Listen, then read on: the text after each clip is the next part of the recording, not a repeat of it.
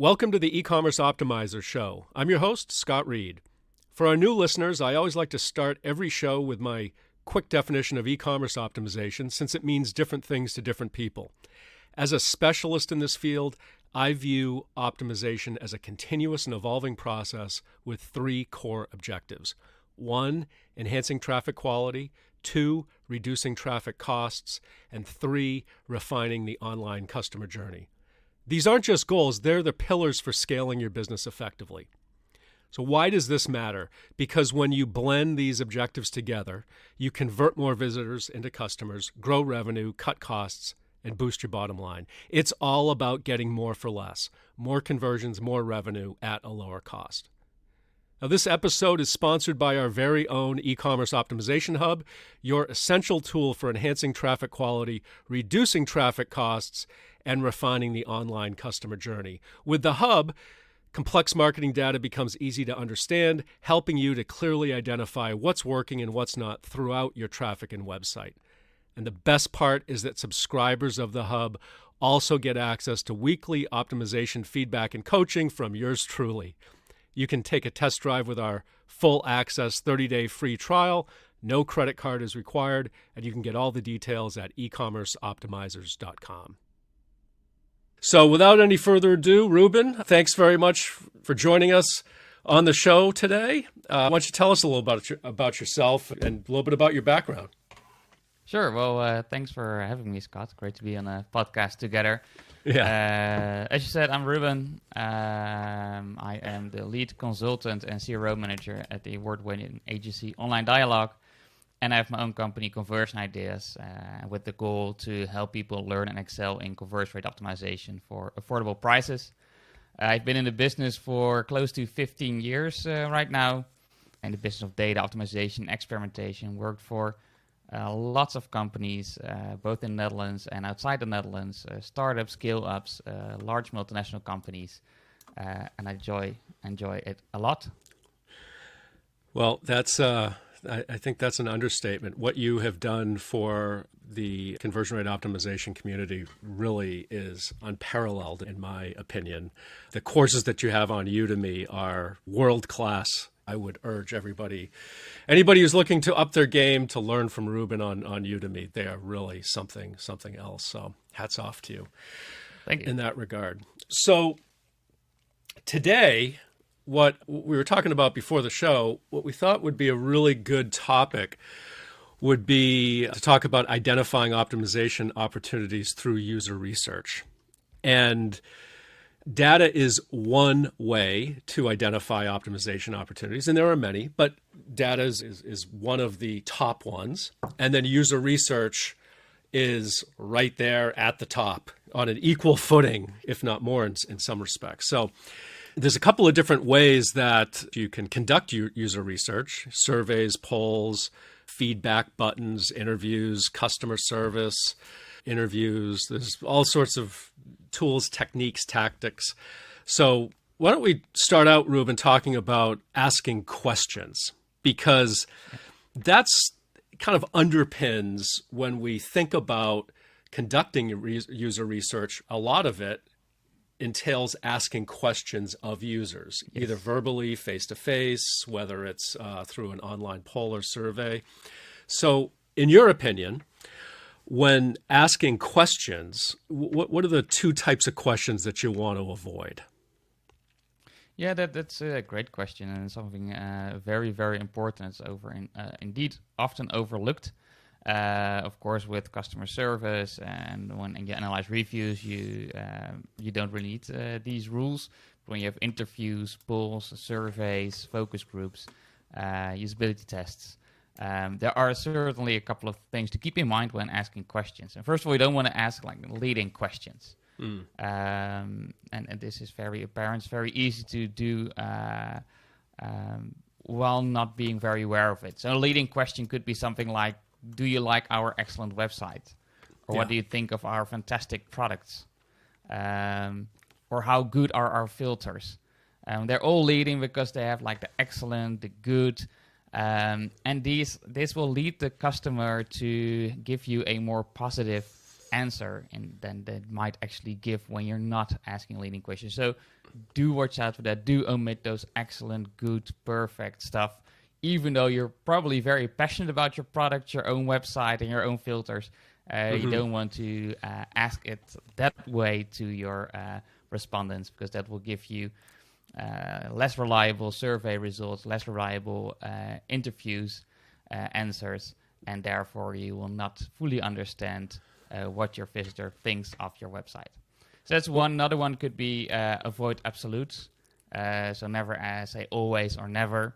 I will never do this. Will you always do that? Avoid those, because there's never an always. That's too extreme. That's too absolute. So remove those from your questions. Another one is double-barreled questions. So asking two questions in one, like, do you think our website should contain more filters and better product information? That's really hard to answer for someone, because it's asking two questions. Should it contain more filters, and should it contain better product information? So instead, make that two questions. So really omit those asking leading questions. Don't use absolutes, and be careful with double-barreled questions, asking two questions in one. Yeah, and the double-barreled questions is one of those things that I would never think of, and I think probably most people would never think of, but it confuses the issue. And so I think what you're saying when you're saying don't use those double-barreled questions is don't confuse the issue and cloud it. Just be very succinct and keep it simple in terms of the question. Exactly.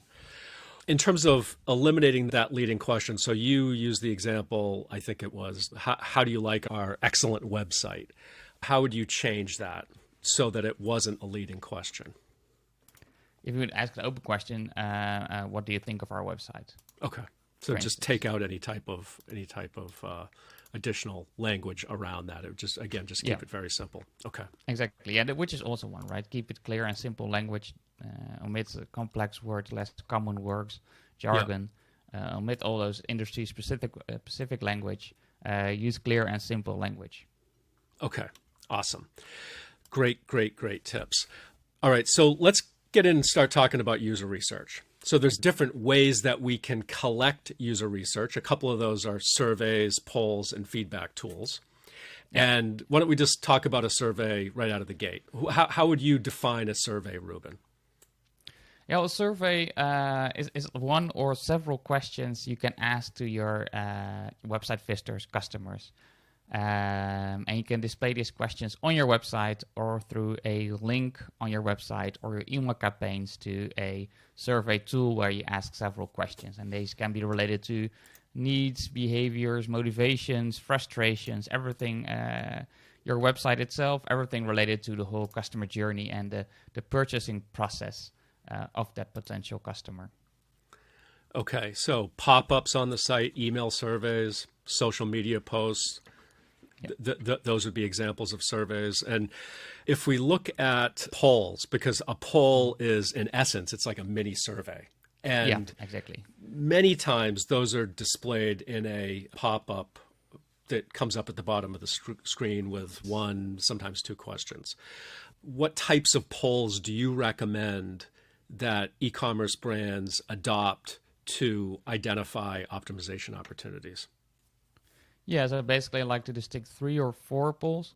You can have an entry poll when someone lands on your website after a couple of seconds or after scrolling for a bit. You can ask that person what her or his intentions are, what they expect of your website, what they expect of your page, to see if their expectations match the content of your page. And if it does not, you have some good optimization ideas for that.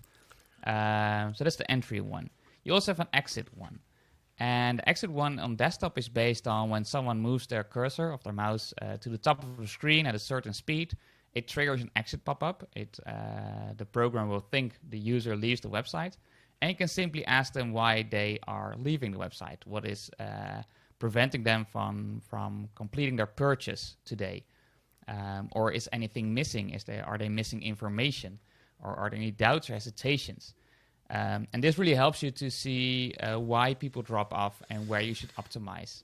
Of course, on mobile, you don't have a cursor, you don't have a mouse.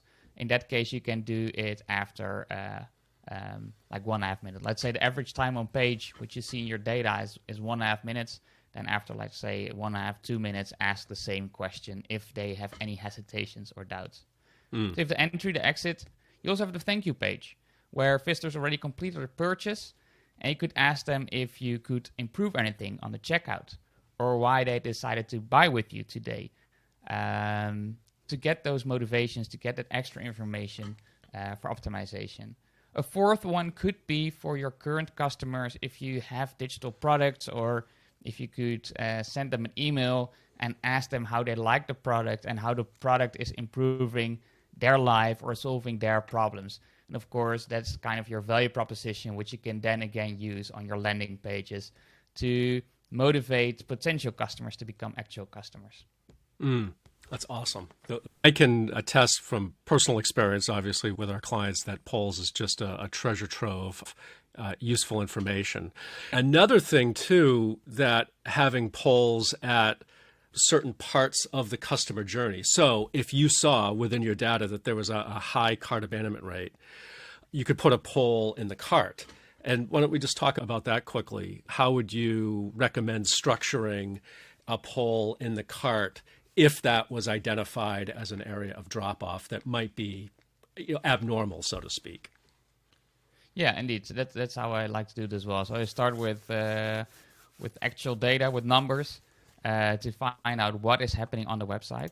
But the data tells you so much, right? It tells you what is happening on your website. It doesn't necessarily tell you why something is happening. So indeed, when you see a large drop-off from the cart page, that's when I would like to set up an exit intent poll and ask the question, is there anything preventing you from finalizing your purchase with us today?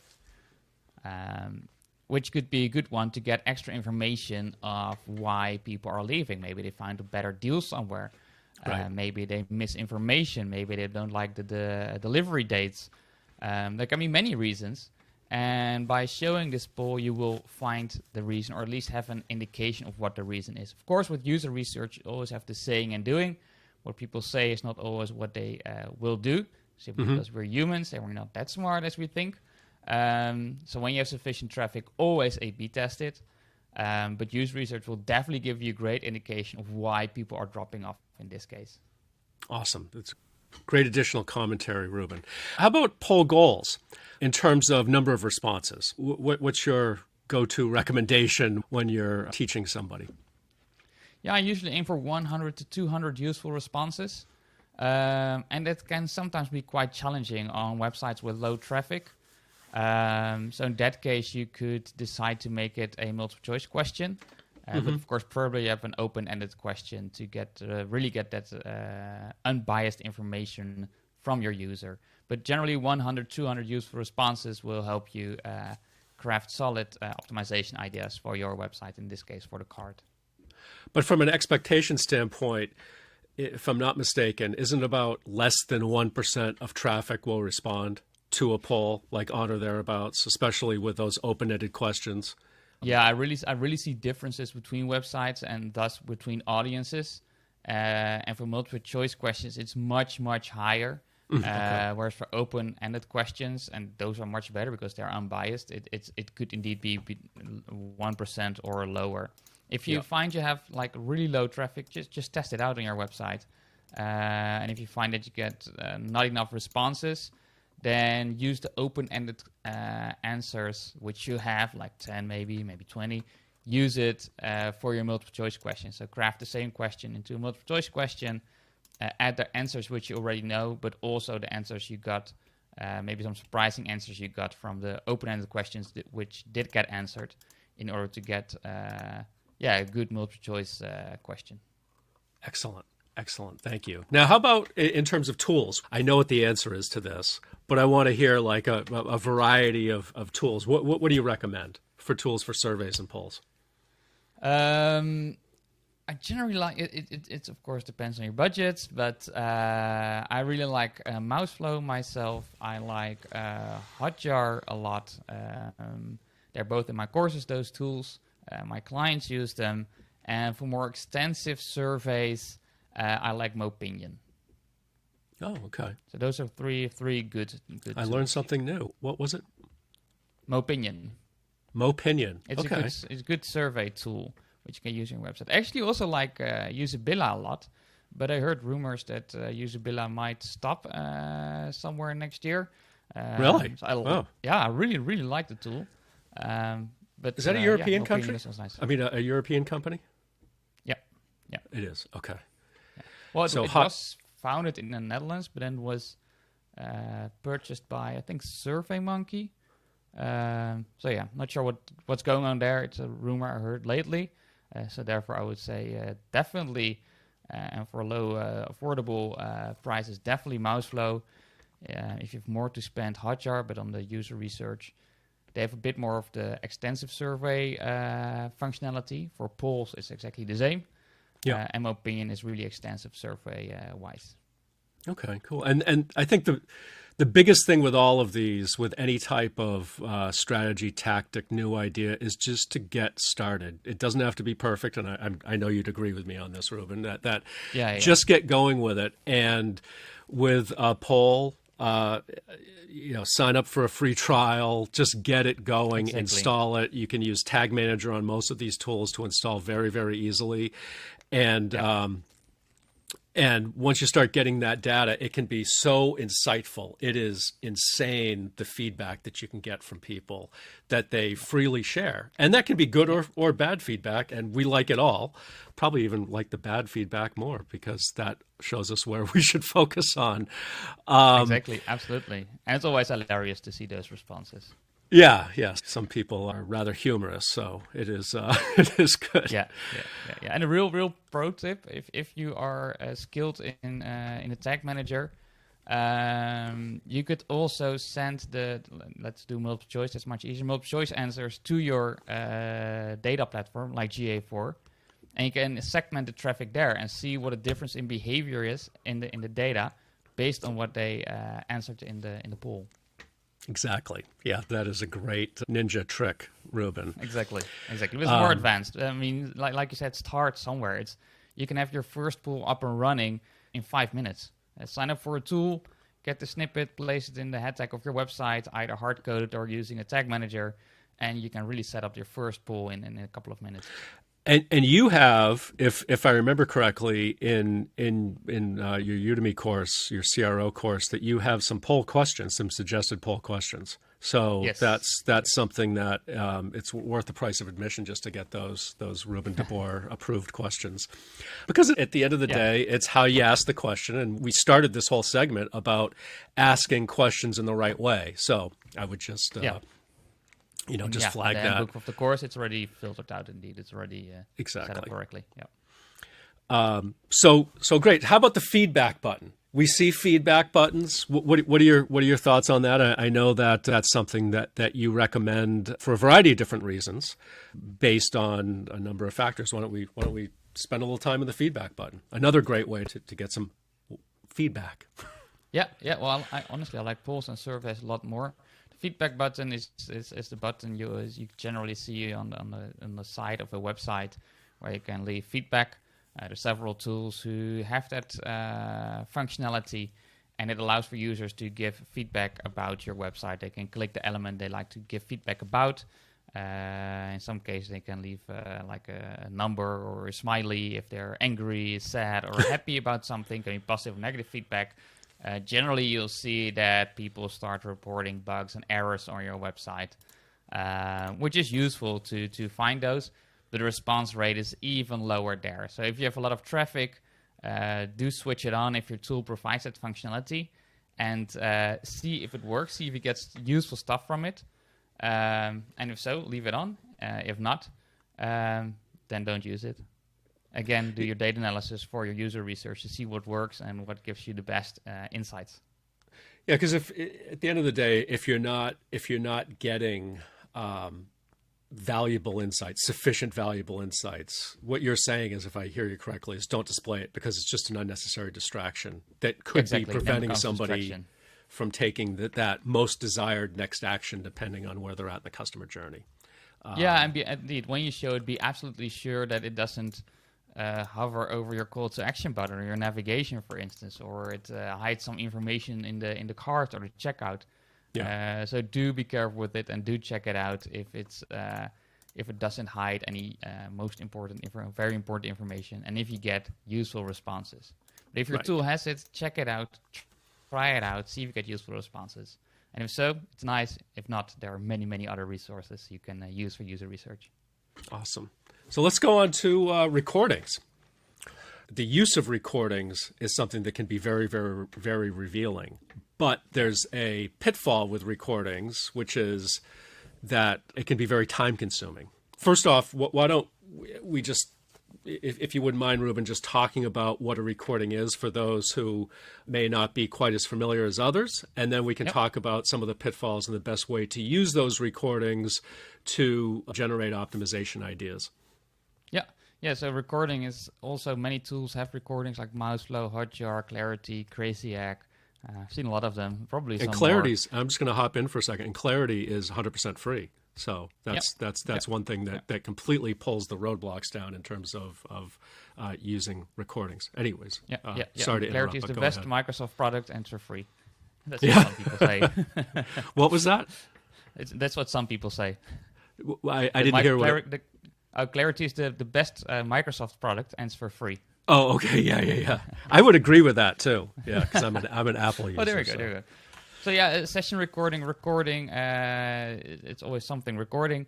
Basically just records the whole session of a user. You see their mouse, you see the mouse hover over the website, you see them scroll, you see them type, you see them click, you see everything besides the webcam. But I don't think you need it. There will really be privacy issues. Of course, when they type, it's probably hidden, as you should. And there are some very strict rules when it comes to medical websites and children websites. So there is some privacy issues there. So do check it out before you set up a number of recordings. But it is very useful, like you said. But it is it can be very time consuming if you start looking at all the recordings from beginning to end. So what do you recommend in that regard to dial in on high value recordings? Yeah, so I wouldn't watch recordings to find customer problems and obstacles on your website. Instead, I would look at your GA4 data or whatever data platform you have. Find obstacles there where people drop off, for instance, or where they click back and forth a lot of times, and check those recordings and for those pages and see what is happening there. Why do people get stuck? So find a problem area, find an obstacle, and watch recordings for that page and maybe the page before and the page after to get a complete picture. But it should be in that way. Find a problem area, check a recording, not the other way around. And so really we're having this recurring theme during this podcast, which is using your data to identify an opportunity, then drilling down in it further. And so really what you could do is, let's just say if we go back to our prior example of high cart abandonment rate, we could kind of dovetail the use of an exit intent poll on the cart. Yep. And then on or around the same time, we could also examine recordings at that point in the customer journey to identify a hypothesis or several hypotheses around potential optimization opportunities that we could then A/B test. So this user feedback it's not in silos. We can definitely combine them together to generate and identify these high impact optimization opportunities. Exactly. And like every user research source has some biases in there. So the more you use, the more complete picture you will get of what is actually happening and what your visitor actually wants. That only gives you a more clear picture, better ideas for optimizing your website. Exactly. Awesome. So the next on our list, Ruben, is the good old customer service department. Yes. Okay. A very important one.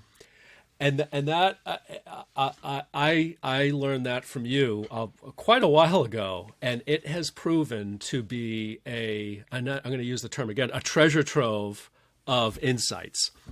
Yes. It's something that it's kind of so obvious when you think about it, but it might not be obvious for everybody.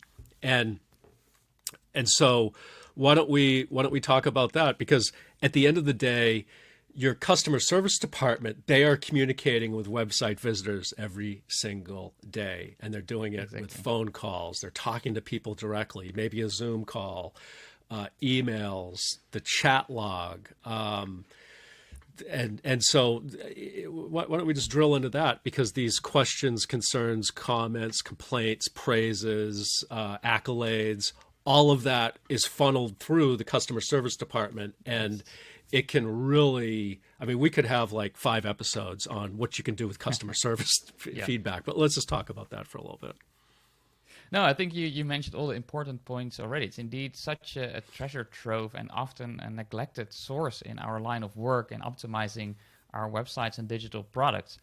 But indeed, these are the people that are very knowledgeable about your website visitors and your customers. They speak to them every single day through all those different sources, and they have so much information.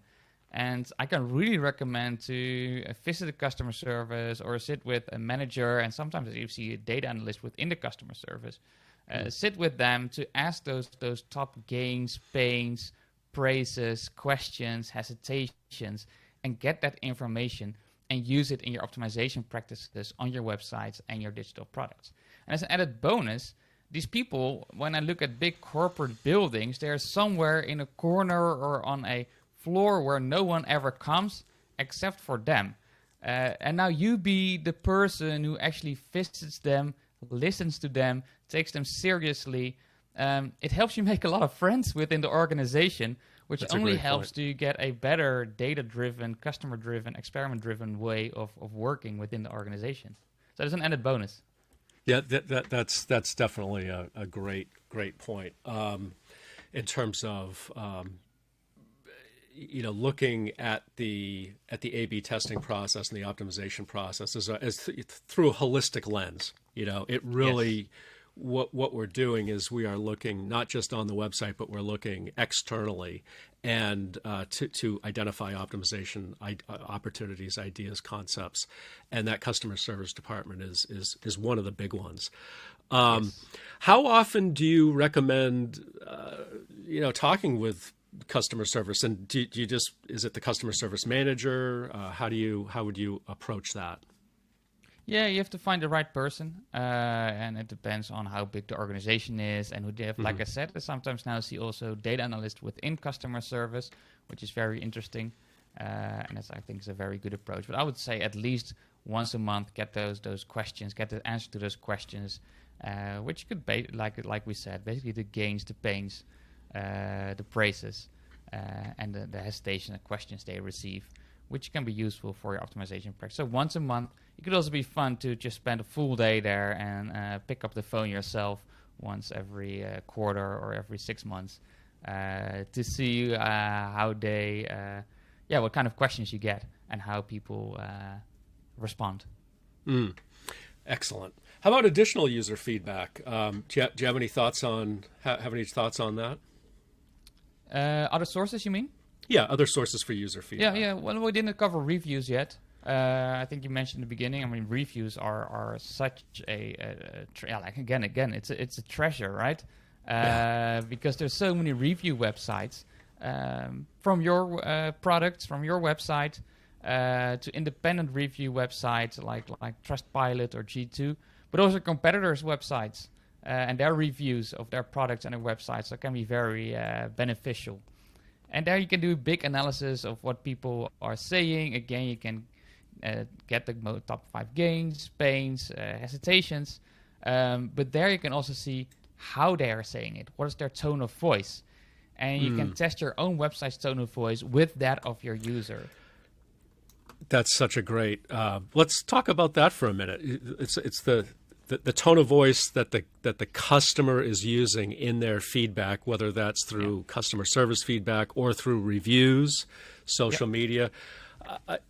What are the ways that you could use that tone of voice to enhance your copy or your messaging or your value props? I mean, what are all the different ways? Well, again, we could have 5 episodes on that. But what's a couple of things on looking at the tone of voice and drilling down into it? Well, of course, the most easy thing is which words they use and how they say things, how they explain things. And is that similar to your website? I mean, you want on your website, you want to show you're one of them, you want to show you understand them, so you better speak their language. But another one, and I like this one, this is Daphne Tiedemann wrote several blogs about it, which is a good friend of mine and an excellent person also in the growth hacking space. She was working for a food supplement which is healthy for your brain. So on the websites, in the ads, it was all about healthy brain, good for your brain, better for your brain, etc., etc. But when she started reading the reviews, barely anyone said the word brain. They were talking about better concentration, less stress, better sleep, better health, happier, but no brain, right? So then she started testing with changing the value proposition to match with the tone of voice of what she found in the reviews and thus in the customer and user research, which led to immense increase in conversions and new customers. Yeah. That's I'm going to have to pull that one out because I didn't read that, but Daphne has some great content out there. She's really good. Great recommendation. We'll drop her name in the show notes as well. So we've got a little bit more time. Why don't we talk about web accessibility? Let's finish with that, because this is something that is, I'm gonna go out on a limb and say I know that this is so unfortunately not focused on nearly as much as it should be, and it represents something that is, I believe, an ethical thing to do. It's a moral thing to focus on. Absolutely. It's one that it's also a good business decision to do this for a number of different reasons. I know, Ruben, we've spoken about this in the past, and that there's over a billion people worldwide that have an impairment that affects their ability to use the web. And so if you have an e-commerce business, just by definition, your customers are using the web. So exactly. And how many people are in the world? Is it 7-8 billion? I mean, so it's a very high percentage of people have an impairment that is causing them to have a difficulty navigating your website. As I said, it's a moral, ethical thing to focus on. Far too few sites do anything with this, and anyways, it's something that I believe, and I know that you agree with me on this, that it should be very much at the top of the list of everybody's 2024 initiatives to make your website more accessible to people with impairments. So what type of impairments are we talking about, Ruben? Yeah, well, first of all, like you said, right, it's a moral thing to do, and that should be reason enough. But if that's not reason enough, it's because so many people have an impairment. Applying the accessibility practices to your website increase your conversion rate. And if that's not good enough, there are also laws in place which make you have to keep accessibility in mind. These laws have been in the United States for a while already, and they're coming in the EU as well. But like you said, the moral obligation should be enough reason to optimize your website for accessibility. And of course, there are many things that can hinder people from using your website. It could, one of the biggest things is color blindness. I believe 10% of males worldwide, or 8 or 10%, something by the top of my head, have some sort of color blindness. What percentage is it? I thought 8 or 10. Yeah, I bet that's right. Yeah, I'm not a specialist there, but I think it was somewhere around that number. So that's huge, right? But of course also poor sight, blindness, deaf, what's the motor control? Motor control, that's the one I was looking for. And of course it's also a big one. Dyslexia, yeah. When we think about things like what are the impairments, so if somebody is hearing impaired, they're not going to be able to listen to your video. And so having captions on the videos. If they're visually impaired, then what is is it alt text? Is that what it's called with images? Yeah. So there's could you just talk about that? Because that's something that I was completely unaware of until, I don't know, maybe like a year ago. No, again, it works the same way as the general optimization process, right? First, you can do user research. So Yeah. you can invite people with a disability to go over your website and purchase something and see if they get stuck somewhere. You also have several Chrome plugins that allow you to simulate being impaired in some way. So there are many options you can do. Let your cursor go back and forth like you have motor control problems. You can have a color blindness. It can simulate like you have that impairment and then try to purchase something on the website yourself. So that already helps with understanding where you should improve. But there are also several checklists. At Online Dialogue, we also have a checklist I placed on LinkedIn before. I think you can show it in the show notes with the basics which you have to get right. So your page should have a logical structure with good HTML stating what's a header, what's an H1, what's an H2, what's a paragraph. Yep. Because then the hardware and the software for people that have problems with their eyes, they can easily scan the website, tell them what they're looking at, and they can use their keyboard to navigate your website. But also, titles should look like titles, right, to make it easy to see. Yeah. Your navigation should be easy to go through with a keyboard. So not with a mouse, but with a keyboard. You should be able to go through your navigation. You should be able to zoom on your website. You should have the right font size, 14 pixels at least, but preferably 16. You should have a good color contrast. And there are different calculators for that online to have a good color contrast so that everybody can see the different colors. So don't have like light gray on a white background because a lot of people will not see it. So just the base things, like I said, alt text for the image when people cannot see images, autofill for the forms. There are some basics which you have to get right, and there you already help a lot of people, but still a lot of websites neglect this. And there's a YouTube video on this, is there not, Ruben? That kind of goes indeed. through? Okay. Yeah, so we'll drop that in there different YouTube videos. Indeed, I have one in my complete CRO course where I show a video of a blind man navigating through a website. And it's very insightful because you see how it works and what's needed for that person. Yeah, it's really an under-adopted, in our joint opinion, requirement for a well-done website, or really any website.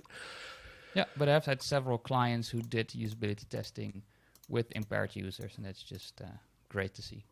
Yeah, awesome. So we are out of time, but we're at the end of what we wanted to talk about too, so it's perfect. Exactly. That was a wonderful discussion, Ruben, as always. I just wanted to say, did you have any parting comments or that you'd like to share?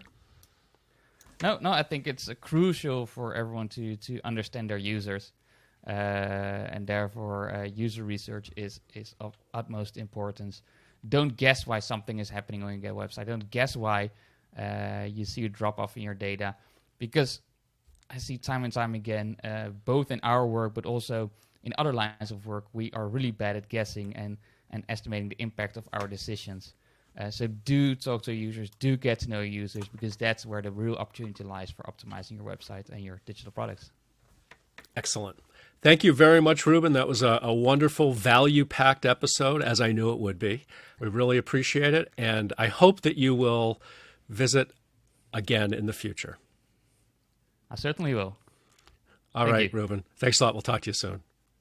Bye-bye. Bye-bye.